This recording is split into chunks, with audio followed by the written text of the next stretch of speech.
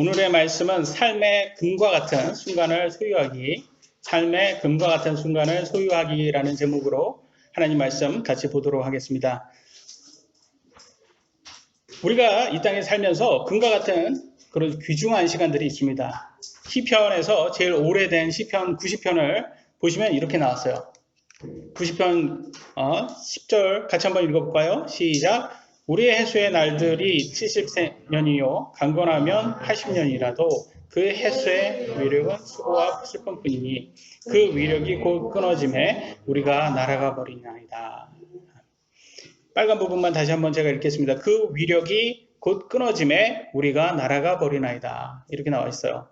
그러니까 이 70년, 80년의 인생이 우리가 지금 살고 그 안에서 살고 있기 때문에 아직 끝나지 않았기 때문에 이게 긴 시간이라고 생각되지만 사실 지나고 나면 금방 지나간다는 거예요. 근데 그게 곧 끊어진다고 이렇게 말하는 것처럼 인생 살고 나면 참 더덥다 할 정도로 아주 빨리 시간이 지나간다고 합니다. 그러니까 그 삶의 속에서 금과 같은 소중한 순간들을 위해서 우리가 그 시간을 잘 기억하길 또 잘 지키길 위해서 노력을 해야 된다는 거죠. 사랑하는 자녀들에게 더 풍족한 환경을 주겠다고 부모들이 열심히 직장 생활을 하고 있어요. 그런데 그로 인해서 아이들하고 함께 지내는 그 소중한 시간은 잃게 되는 경우들이 많습니다. 금과 같은 소중한 순간은 아무리 풍족한 물질적으로 그런 것을 대해준다고 해도 아이들이 채워지지 않는 것들이 있어요. 왜? 부모님이 함께 시간을 보내주지 않는다면 말이죠.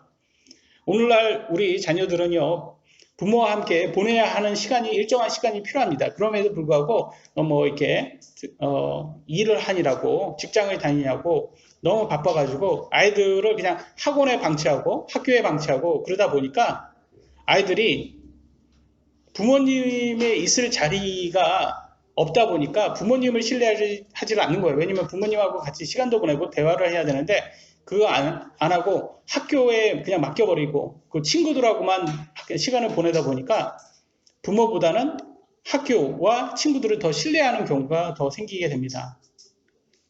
그러면 부모님이 이렇게 얘기를 하면 부모의 말을 듣는 게 아니라 내 친구는 그렇게 생각하지 않는데? 내 친구는 그런 말을 하지 않던데? 학교에서는 그렇게 가르치지 않던데? 이런 식으로 해서 그런 친구의 말을 더 신뢰하는 것을 봤을 때 이게 지금 바른 교육인가를 다시 한번 생각을 해야 되는 거죠. 신명기 6장 1절로 2절에는 빨간 부분에 이렇게 읽겠습니다. 2절만. 내가 평생토록 주 내 하나님을 두려워하며 내가 너와 내 아들과 내 손자에게 명령하는 그분의 모든 법규와 명령을 지키게 하려 함이니라. 그리하면 내 날들이 길게 되리라. 이렇게 나왔어요. 그러니까 우리 자신만 뿐만 아니라 우리 자녀들에게도 하나님 말씀을 잘 가르치면 어떻게 된다는 거예요? 내 날들이 길다라고 나와 있어요. 그 말은 오래 살고 건강하게 오래 산다는 뜻입니다. 오늘날 많은 사람들이 건강이 최고다. 건강이 최고. 야, 돈보다는 건강이 최고야. 이거 다 알고 있어요. 맞지 않습니까?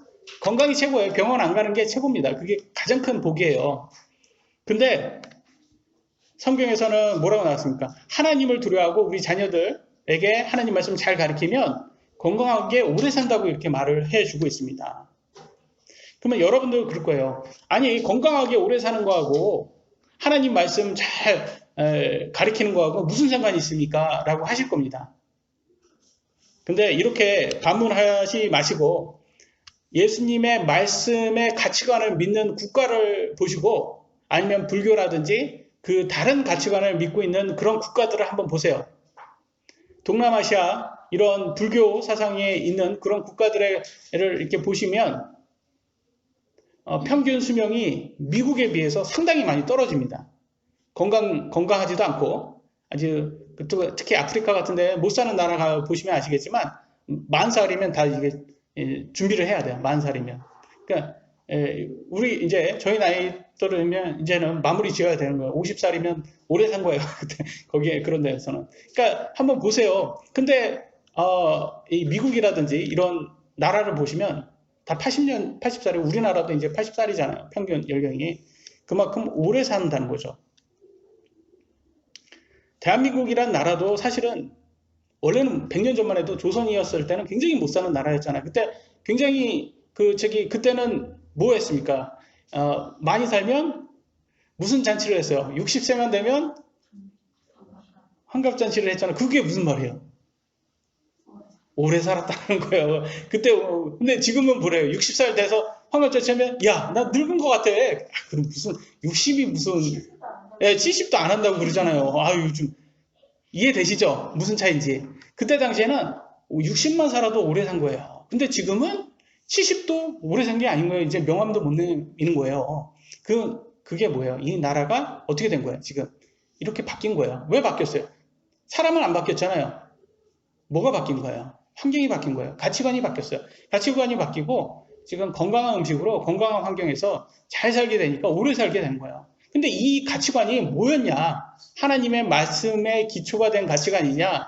아니면 다른 불교라든지 다른 공산주의 그런 가치관이냐라는 것을 한번 보셔야 되는 겁니다.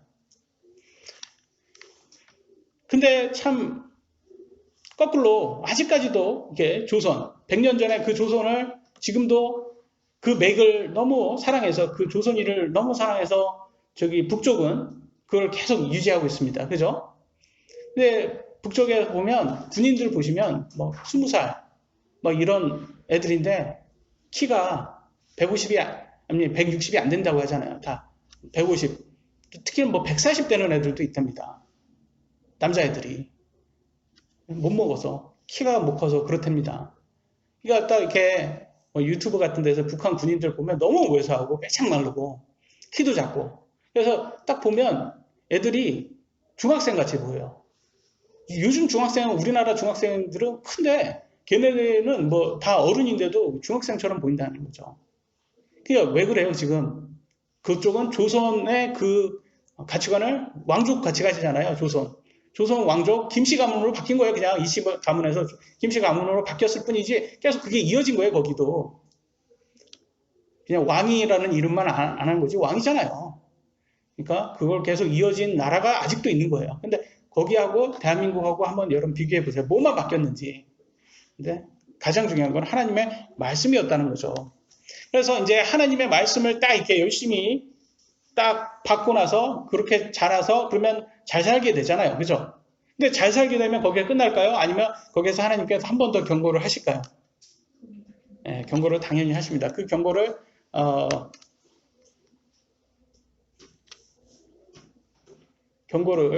제가 이게 빠진 것 같아서 제가 그냥 여기에서 읽겠습니다. 신명기 6장 7절과 11절, 12절에 이렇게 나왔어요. 그냥 빨간 부분, 친 부분만 제가 읽겠습니다. 너는 그것들을 내 자녀들에게 부지런히 가르치며 그것들이 뭐예요? 하나님의 말씀이겠죠? 내가 먹고 배부르게 하실 때 이렇게 잘 살 때 너는 조심하여 주를 잊지 말고 라고 나왔어요. 주를 잊지 말고. 그 말은 뭐예요? 이제 하나님 말씀으로 이제 잘 살게 됐어요. 이제가 중요하다는 거예요. 이때 잊을 수가 있다라는 겁니다. 이제는 배가 부르니까 내가 내 능력으로 이제 잘 살게 된 거야. 이렇게 생각하기 쉬워요. 사실은 하나님의 가치관으로 이 나라가 잘 살게 된 건데 많은 사람들은 이제 그게 이제 꽁으로 왔다고 생각을 하게 됩니다. 그래서 우리 자녀들에게 부지런히 하나님의 말씀을 가르치다가 하나님을 잊지 않도록 조심하라고 말을 하고 있습니다. 배부를 때 주님을 잊지 않도록 조심해라.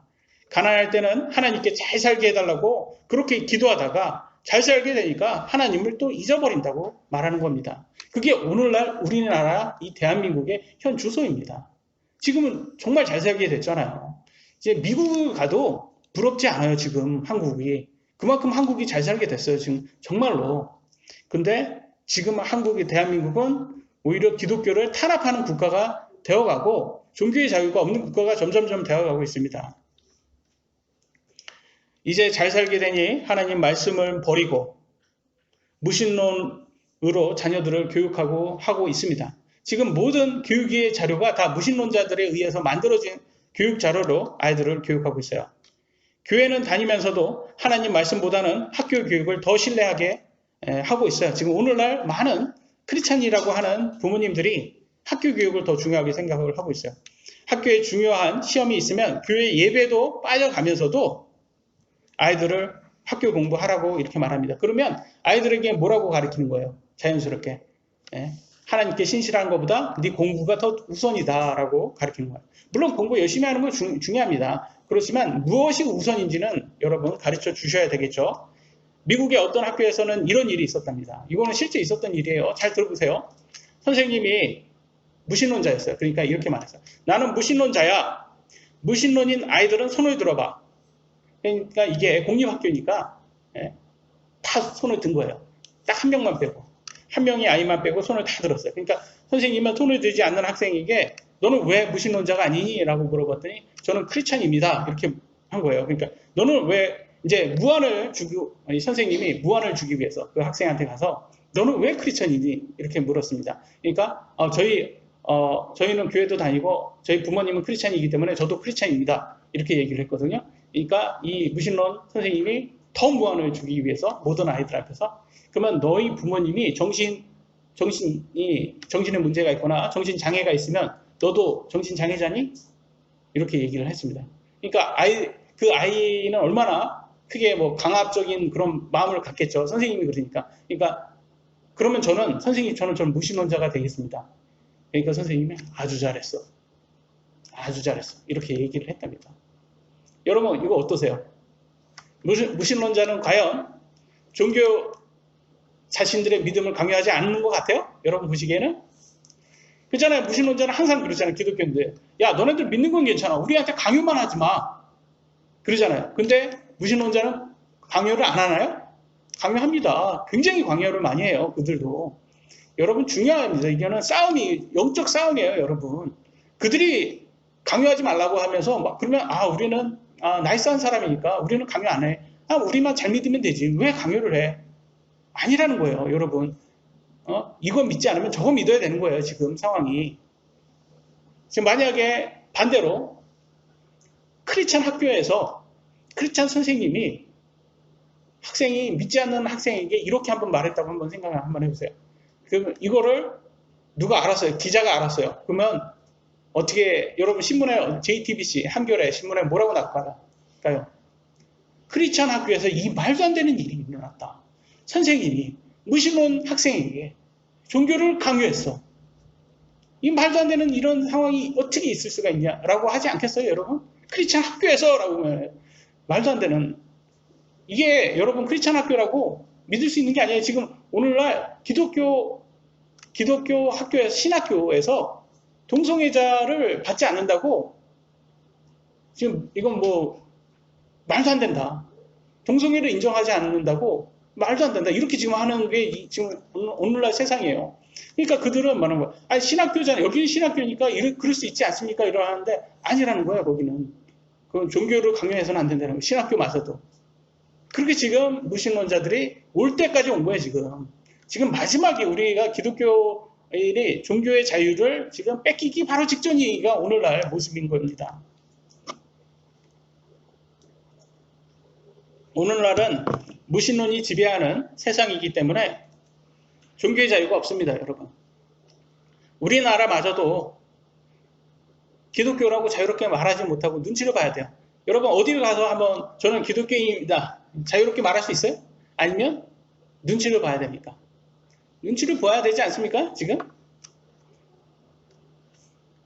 목사인데도 어딜 가도 지금 뭐 하세요? 그럼 목사라고 당당하게 말하면 안 돼요. 왜냐면 지금 말하자마자 사람들이 이상하게 봐요. 근데 대부분 그걸 누가 지금 주입했어요? 미디어가 목사라면 이단이다. 이런 식으로 이단으로 지금 정죄를 하고 있잖아요. 현 정부는 모든 코로나의 책임을 기독교 탓으로 돌리고 있고요.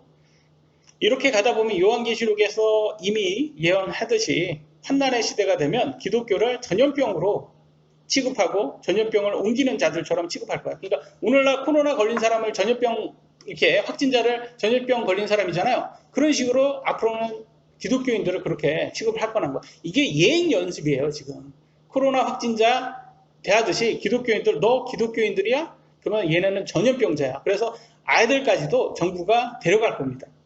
부모가 기독교이면 아이들이 기독교 전염병을 준다고. 지금 유럽에서 이게 일어나고 있는 상황입니다.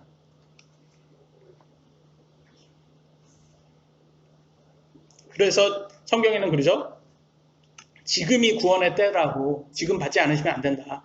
왜냐면 지금 구원받고 휴거되는 것만이 마지막 이 앞으로 올 환난의 시대에서 피할 수가 있습니다. 오늘날 많은 사람들은요, 교회에서 하나님 말씀을 듣고 있지만 그것으로는 충분하지 못합니다. 왜냐하면 행함으로 순종하는 실천이 없으면 하나님의 말씀의 놀라운 능력을 체험할 수 없기 때문입니다. 믿는다고 말만 한다고 변하지 않는다면 하나님의 말씀대로 순종하고 행해야만 변할 수 있는 것이지, 믿는다고 말만 했다고 변하지가 않는 거예요. 진짜 믿음은 결과, 행위의 열매가 함께 한다는 것을 우리가 성경에서 볼 수가 있어요. 그래서 뭐라고 말하냐? 마태복음 7장 24절, 26절에 이렇게 말하죠. 이게 지금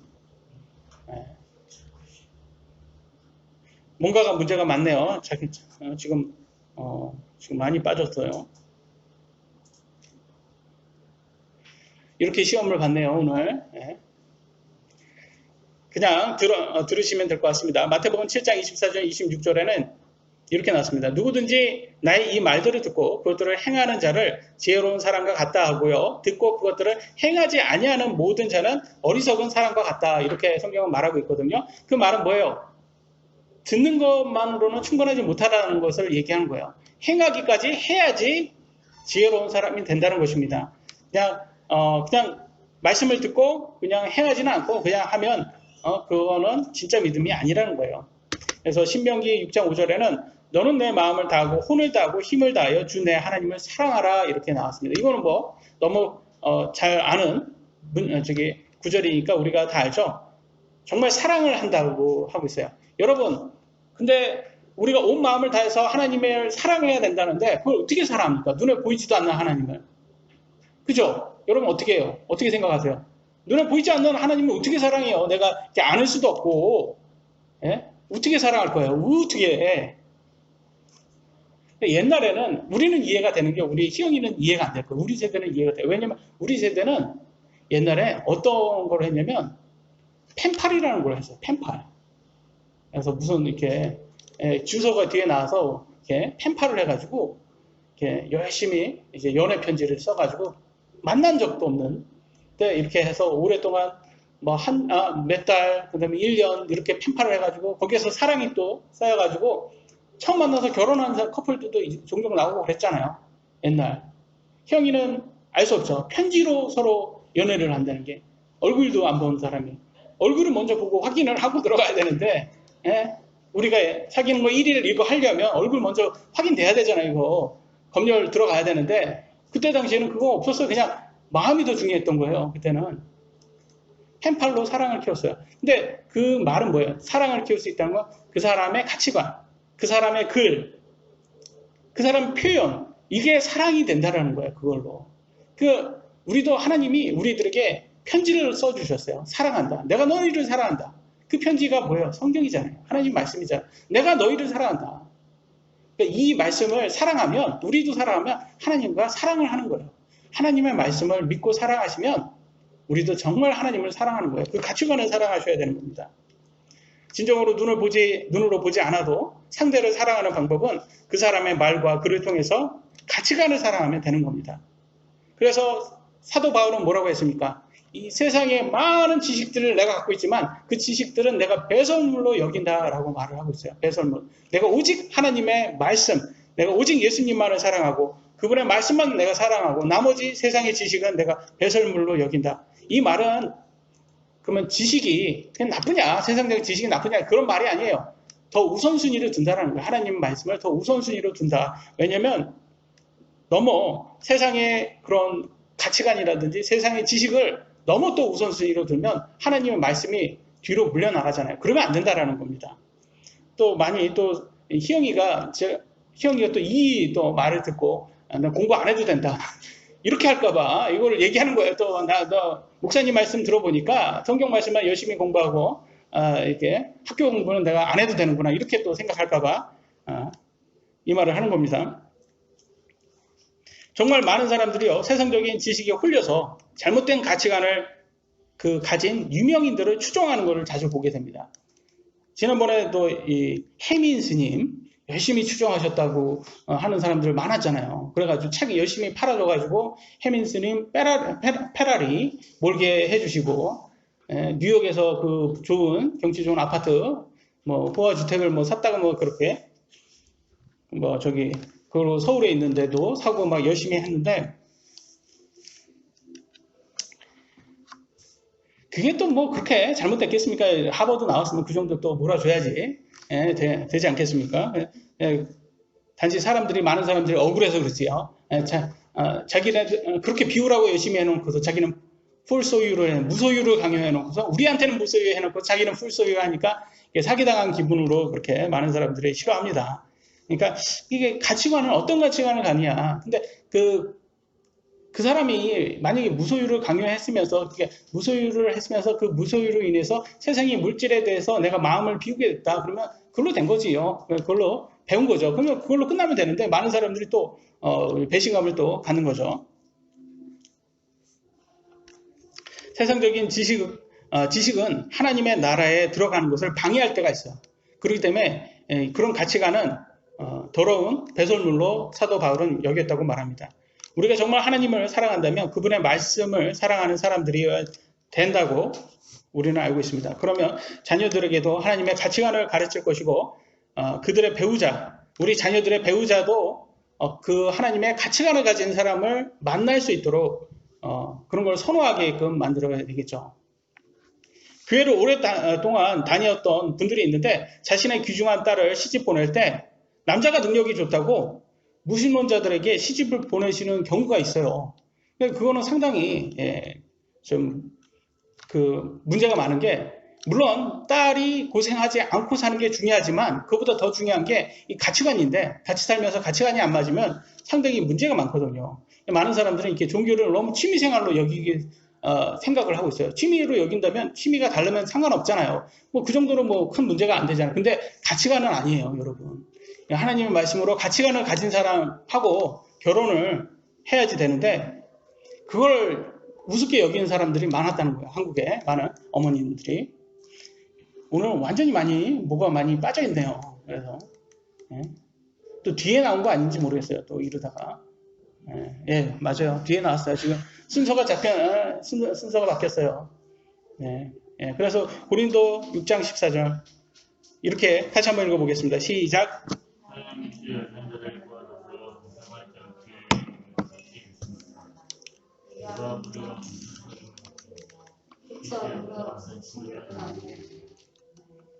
너희는 믿지 않는 자들과 더불어 공평하지 않게 멍에를 같이 매지 말라.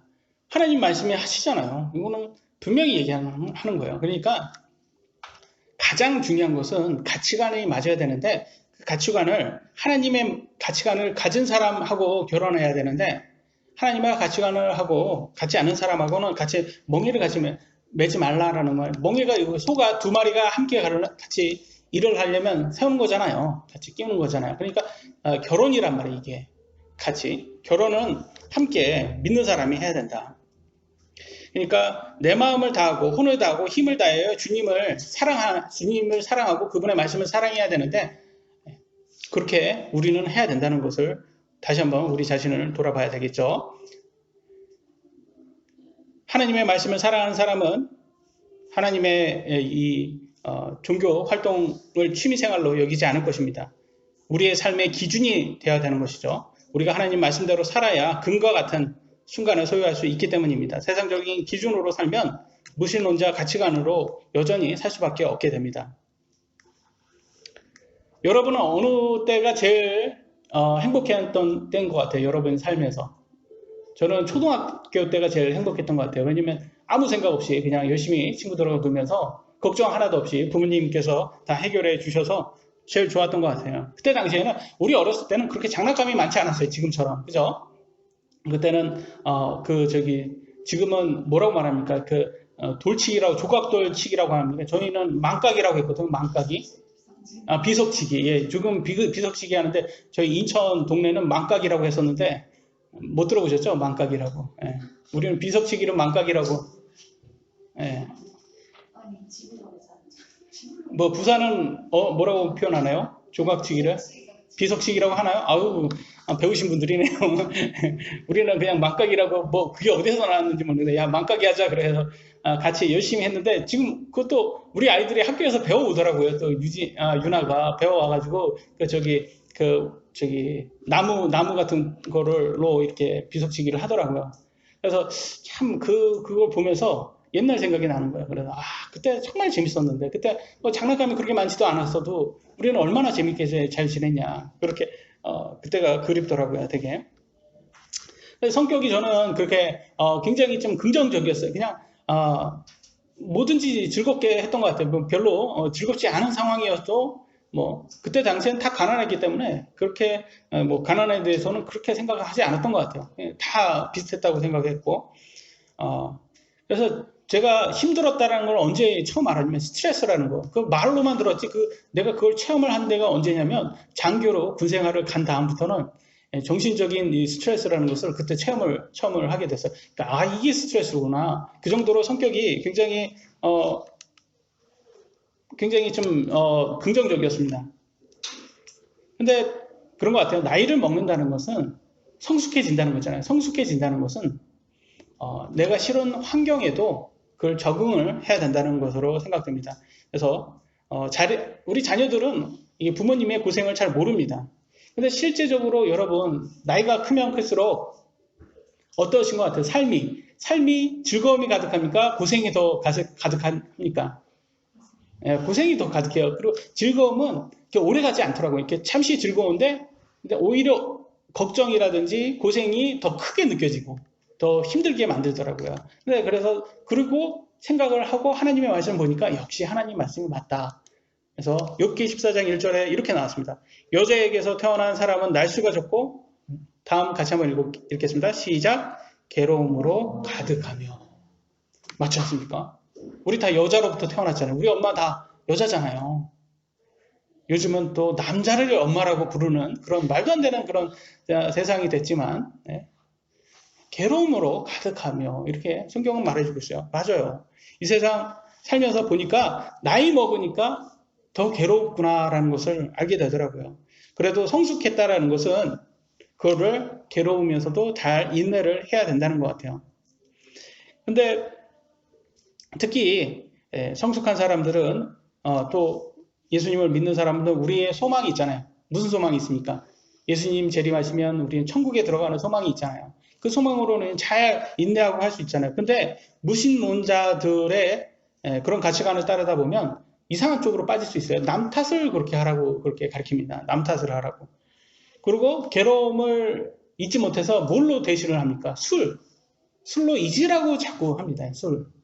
술로 이게 그래서 술 먹는 사람도 꼭 남 탓을 많이 하시더라고요. 이렇게 술 먹으면 꼭 그 술 주정을 많이 하시는 분들이 그 고장난 라디오처럼 한 말 또 하고 한 말 또 하고 그래가지고 꼭 내가 왕년은 말이야 뭐 라떼는 말이야 뭐 그러면서 그 남 탓을 그렇게 하는 거예요. 자기가 잘 나갔는데 뭐 세상이 자기를 안 받아줘가지고 뭐 그랬다. 그래서 남 탓을 많이 하게 되는 거예요. 이렇게 무신론자들이. 그래서 술로 자꾸 잊으려고 합니다. 그러니까 괴로움은 그들도 아는 거예요. 인생은 괴롭구나. 근데 그들은 술로 그걸 잊으려고 하는 거고 우리는 소망으로 그걸 인내하는 거고 천국에 들어가는 소망으로 그 차이가 있는 겁니다. 하나님께서 이 세상을 참 괴롭게 만들지 않았어요. 좋게 만들었어요. 사실은. 근데 첫 번째 인간 아담이 하나님의 말씀을 어기고 죄를 선택했잖아요. 그 죄를 선택해서 이 땅에 죄가 들어왔어요. 사망이 들어왔어요. 그 다음부터 이 세상은 괴로움이 가득한 그런 세상이 되었습니다. 그래서 우리가 성경대로 이렇게 역사를 공부해 보니까 하나님의 말씀이 이렇게 맞구나라는 것을 우리가 깨닫게 됩니다. 그렇지만 너무나 감사한 게 예수님이 재림하시며 우리는 천국에 들어갈 수 있는 그런 소망을 가졌고 그 다음에 예수님께서는 이 괴로움 많은 이 세상을 회복시킨다고 하잖아요. 7년의 환난은 끝나고 그 다음에 천년의 왕국이 시작됩니다. 여러분. 천년의 왕국.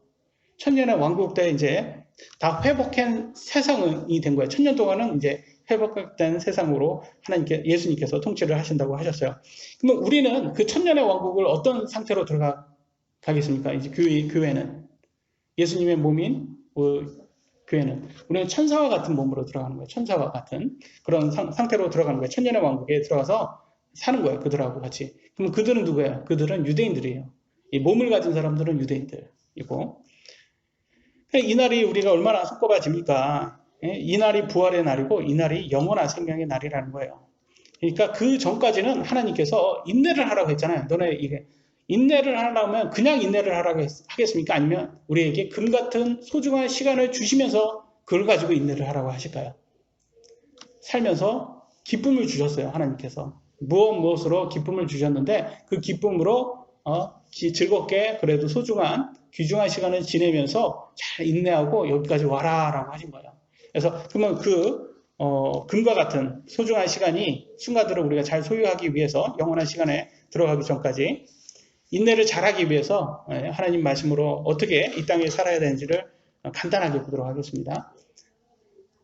첫 번째, 내가 내 집에 앉을 때든지 라고 나왔어요. 신명기 6장 7절에 이렇게 나왔습니다. 너는 그것들을 내 자녀들에게 부지런히 가르치며 내가 내 집에 앉을 때든지 하나님의 말씀을 잘 가르쳐야 해야 된다고 합니다. 특히 집에 있을 때 아이들에게 자녀들에게 하나님의 말씀을 잘 가르쳐야 된다고 합니다. 제가 미국에 있을 때 여러분 미국의 집들이 단독주택들이잖아요. 단독주택. 특히 이렇게 부자들이 살고 있는 단독주택에 가면 여러분이 그 이상적으로 생각하는 수영장 달려있고 수영장 딸려있고 좀 정원도 넓고 그런 집들이 많이 있습니다. 심지어는 골프장 있는 집도 제가 이렇게 지나가면서 많이 봤어요. 이렇게 어떤 회사 대표라고 하더라고요. 대표인데 지금 그 일하시는 분들이 그 옆에는 이제 대저택이 있고 그 옆에는 조그만 집이 있는 거예요. 근데 그 조그만 집도 우리가 생각하기에는 아주 호화주택인데 그게 일하시는 분들이 사는 주택이라고 할 정도로 아주 그래서 보면서 야, 참 이렇게 영화에서 나오는 집을 진짜 사시는 분들이 있구나 여기에 오니까. 그래서 단독주택들이 너무 이쁜 집들이 많은 거예요. 근데 거의 다 많은 집들을 제가 이렇게 전도지를 이렇게 주로 이렇게 다른 목사님하고 같이 이렇게 전도를 하러 다닐 때 보니까 어떤 멋있는 집이 있는 거야. 근데 그 분이 잘 아시는 그 목사님이 저와 같이 가신 목사님이 잘 아는 집이었나 봐요. 그래서 이 집은 변호사가 이렇게 남편이 변호사다. 그래서 이렇게 집이 좋다. 이렇게 얘기를 하더라고. 그래서 이거 변호사면 미국의 변호사면 미국은 믿지 말아야 되는 직종이 변호사예요.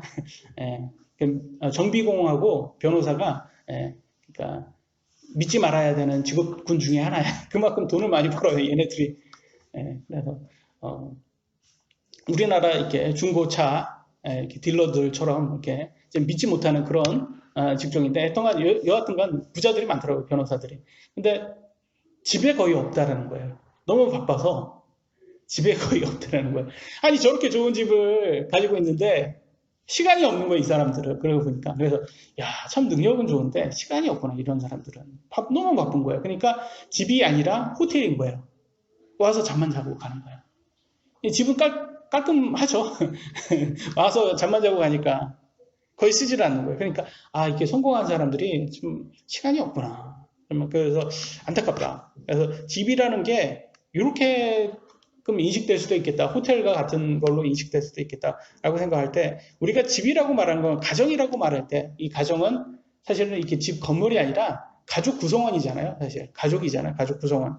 그래서 가족들이 함께 보내는 시간이 우리가 집에 있을 때라고 말할 때 집에 있을 때 그러면 가족 구성원이 함께 할 때라는 뜻이 되겠죠.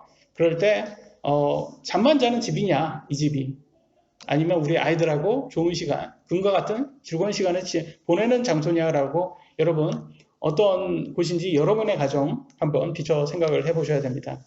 세상에 바쁜 무신론 아버지들은요 직장에서 모든 시간을 보내고 퇴근해서는 회식도 하고 뭐 하다 그래서 술 마시고 집에 와서는 잠만 자고 가잖아요. 그래서 아이들이 거의 그러면 아버지는 그러니까 그냥 왔다가 가시는 분으로 생각을 하게 돼요. 특히 어머니마저도 맞벌이를 하시면 어머니도 거의 볼 수가 없잖아요. 그러니까 저희 예전에 학원에 왔던 아이 중에서 그런 아이가 있었어요. 맞벌이로 어머니 아버지가 맞벌이로 일을 해가지고 애가 혼자 있는 거예요. 집에 독자라 예, 남자아이 하나였는데 걔가 집에 학원에 올 때 집에서 불을 다 켜고 온대요.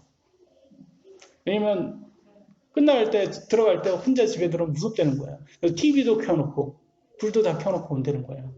그 얘기를 제가 옆에서 이렇게 차를 운전하면서 그 얘기를 뒤에서 그 얘기를 지 친구한테 얘기를 해주는데 듣고 되게 짠하더라고요. 그 얘기 듣고 참 아니 그 부모님의 마음을 우리가 모르는 게 아니잖아요. 그 부모님이 맞벌이해서 열심히 벌어서 우리 아이에게 잘해주려고 그렇게 하는 그 마음 알잖아요. 우리는 알잖아요. 우리는 또 이해를 한단 말이에요. 부모님들은 이해는 하는데 또 우리 아이를 생각하면 저 귀중한 시간을 아이 혼자 그리고 제가 조심스럽게 물어봐요. 아버지는 어떻게 시간을 같이 보내냐? 그러니까 아버지 너무 바쁘다. 맨날 야근하시고 그래서 그러면 주말에는 같이 좀 보내겠네요. 주말에도 또 회사 나가신다 또 그러더라고요. 그래서 거의 못 본다고 그러더라고요. 그래서 그 얘기를 들을 때는 또 좀 아파트 좋은 데 살려고 참 저렇게 열심히 해야 되는구나. 아파트는 좋은 데 살아요. 그래서 아유 저 아파트 좋은 데 살려고 집을 좋은 데 살려고 저렇게 열심히 하시는구나 이런 얘기를 듣고 좀 짠하더라고요. 조금 좀 아파트를 좀 줄이고 크기는 줄일 수 없지만 위치를 좀 바꾼다면 그런 정도로는 하지 않으셔도 될 텐데 또 대출을 갚으려면 어떻게 해? 또 그런데 하면 또 대출 갚으려면 또 해야 되잖아요 열심히. 그러니까 이해가 안 되는 건 아니에요. 이해가 안 되는 건 아닌데 좀 안타까운 거예요. 그냥 안타까운 거예요. 그래서 우리 이런 말 있잖아요. 효도를 열심히 해라 할 때 부모님이 우리를 기다려주지 않는다. 그러니까 지금 효도해라 이런 말이 있듯이 우리 자녀들도 그런 것 같아요. 기다려주지 않는 것 같아요. 부모를 우리가 나중에 돈을 열심히 많이 벌었을 때 그때 우리 열심히 즐겁게 살자라고 해봤자 아이들은 커요. 크고 그러면 아이들은 나이가 먹잖아요. 그럼 부모하고 같이 있자고 해도 안 있어요. 요즘 캠핑 좋아하잖아요. 그래서 캠핑하는 사람들 이렇게 글 보면 중학생만 되면 애들이 캠핑 안 쫓아온대요. 부모하고. 왜 친구들하고 오히려 놀는 걸 좋아하지 부모하고는 있는 걸 별로 안 좋아한답니다. 그러니까 이제 초등학교 때 열심히 캠핑 가야 된다고 뭐 그런 말을 하더라고요. 사람들이. 그래서 참 이렇게 아이들이 우리하고 있어주지는 않는구나 이런 생각을 하게 되더라고요. 그래서 집에 있을 때 우리가 대화를 하나님께서 우리에게 언어라는 거를 주셨잖아요. 그래서 이 언어로 우리 아이들하고 대화를 하고 소통을 하고 아이들하고 귀중한 시간을 보내줘야 됩니다. 그래서 하나님께서 이렇게 주신 것에 대해서 우리가 많은 것을 가르쳐 줘야 되는 게 이 가치관이라는 것은 그냥 성경만 가르쳐 주는 게 아니라 이 삶으로서 보여주는 거예요. 우리 아이들에게. 어떤 게 가장 중요하다. 근데 만약에 집에 왔는데 부부가 맨날 싸워요. 부모가 맨날 싸우는 모습만 아이들한테 보여줘요. 불화를 보여줘요. 그러면 아이들은 가정 불화를 생각하겠죠. 집 그러면 나는 좋은 생각이 안 남아. 이런 생각이 들 거예요. 그러니까 그거는 제대로 잘 가르쳐 주는 게 아닐 겁니다. 그래서 하나님께서 우리들에게 집에 있을 때 아이들에게 하나님 말씀을 가르쳐 주라는 것은 그냥 지식적으로만 가르쳐 주는 게 아니라 삶으로 보여주라는 것입니다.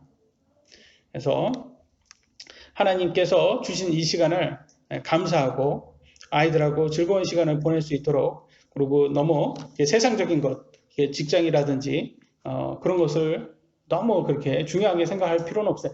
이렇게 한국 드라마 보면 직장이 거의 뭐 생명과 같은 거 수준이에요. 뭐 직장을 뭐 이렇게 잃었다 그러면 뭐 아주 뭐 다 잃은 것처럼 막 이렇게 나오는데 직장 또 얻으면 되죠.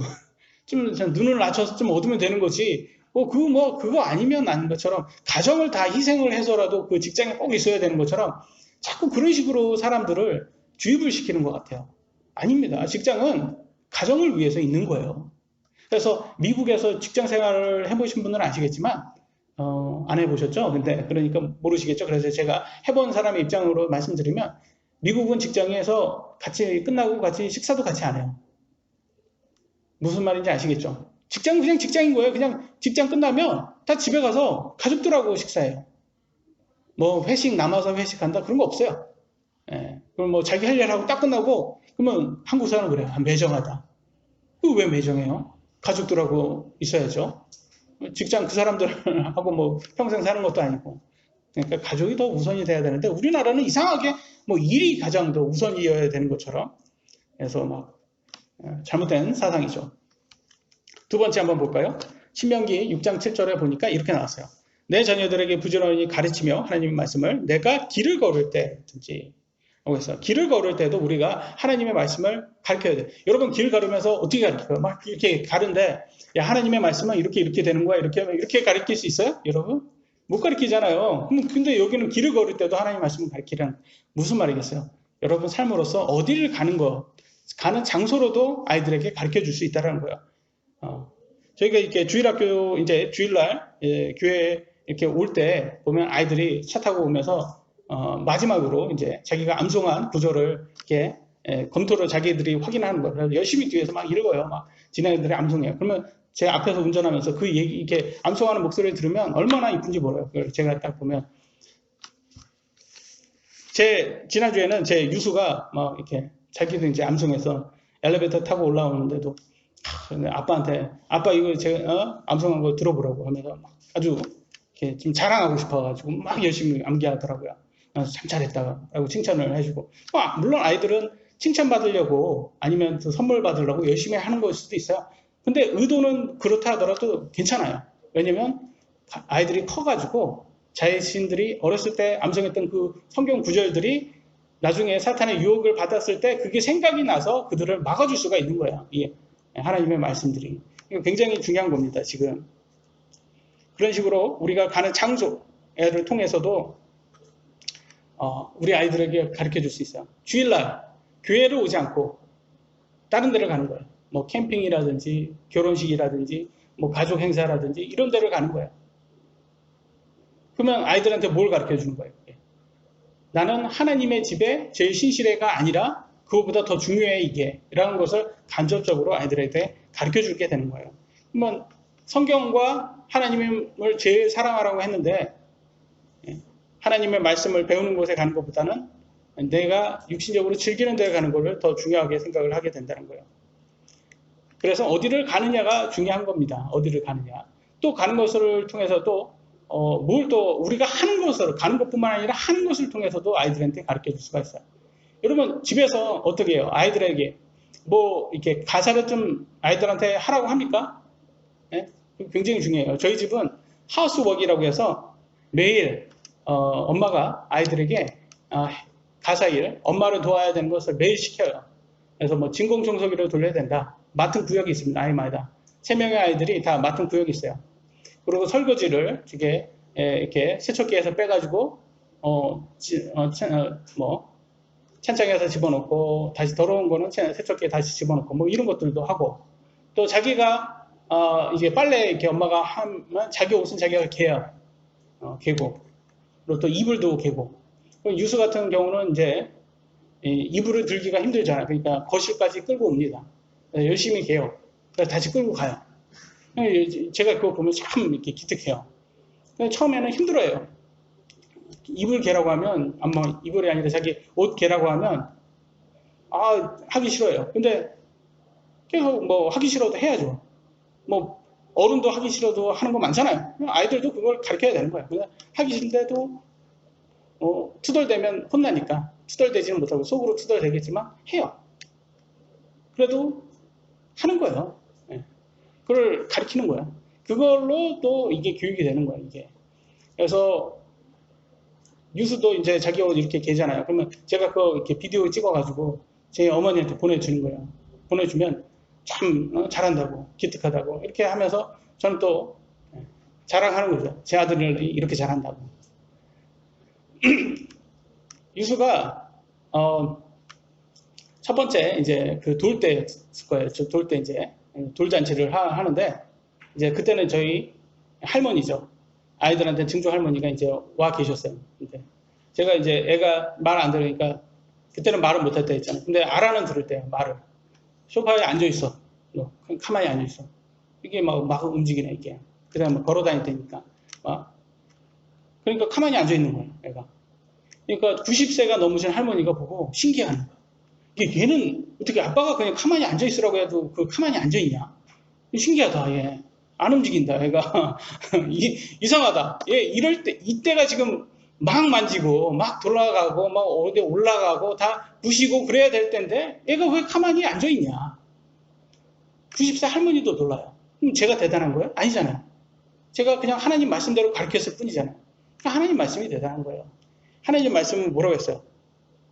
이렇게 나오잖아요. 하나님 말씀.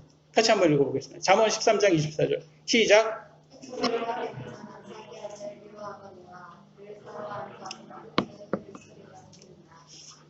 저는 제 아들을 사랑합니다. 그래서 말하기도 전부터 저는 징계를 하기 시작했어요. 뭘로? 회초리로. 아프게 징계했을까요? 아니요, 안 아파요. 그냥 소리만 나는 것 뿐이지. 다치지도 않아요. 소리만 나는 거예요. 그러니까 아이들은 그냥 그게 무섭다 생각하는 것 뿐이지, 왜? 너 잘못했어? 라는 거 알려주는 거예요. 그게 교육인 거예요, 교육. 근데 이렇게 가르쳤던 거예요. 그러니까 지금, 그러니까 지금은 말하면 돼요. 예, 말하면 들어요. 그래서 요즘 우리 때는, 우리 어렸을 때는 뭐냐면 미운 7살이라고 했어요. 미운 7살. 말 안 들으니까 7살짜리가. 요즘은 뭐라고 했어요? 좀 업그레이드 됐잖아요. 미운 4살, 죽이고 싶은 7살. 이렇게 얘기했잖아요. 아니, 그 무섭잖아요. 죽이고 싶은 7살? 왜 그런 말을 쓰겠어요? 부모님이. 사랑하는 자녀들을. 마음이 그 정도로 애가 말을 안 듣는다는 거예요. 죽이고 싶을 정도로. 그 말은 뭐예요? 그만큼 불순종이 너무 많아진 거예요. 왜 그렇게 했어요? 지금 세상이 그렇게 된 거예요. 왜? 아이들 혼내지 말아라. 혼내면 창의력 떨어진다.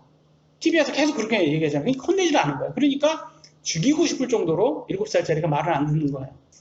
근데 어렸을 때부터 이 성경 구절을대로 여러분 실천하시잖아요. 그러면 없어요, 그런 거. 죽이고 싶은 7살? 미운 4살? 그런 거 없어요, 그런 거. 왜냐면 말하면 듣거든요. 안 들으면 회초리가 나오는데 듣죠. 그러니까 하나님 말씀대로 가르치면 이게 사랑하는 거예요, 이게 아이들.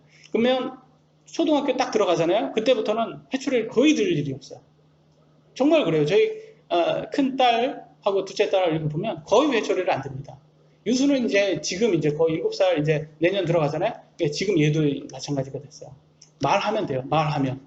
너 혼난다? 이러면 이제 딱 들읍니다. 아빠가 제일 무섭죠. 아빠가 제일 무서운데 혼난다 하면 딱 들어요. 근데 얘네들이 왜 그렇게 됐냐? 그러면 어딜 가도 그래요. 저희 지난주에도 이렇게 그 김해 목사님 이렇게 하고 같이 만나서 이렇게 했는데 또 막내가 하면 또 뭐 유수가 또 어딜 가도 얘는 막 하여튼 지 마음대로 하려고 하잖아. 소파에 앉아 있어. 또 앉아 있으니까 목사님은 그런 거예요. 쟤는 어떻게 앉아 있냐고 목사님도.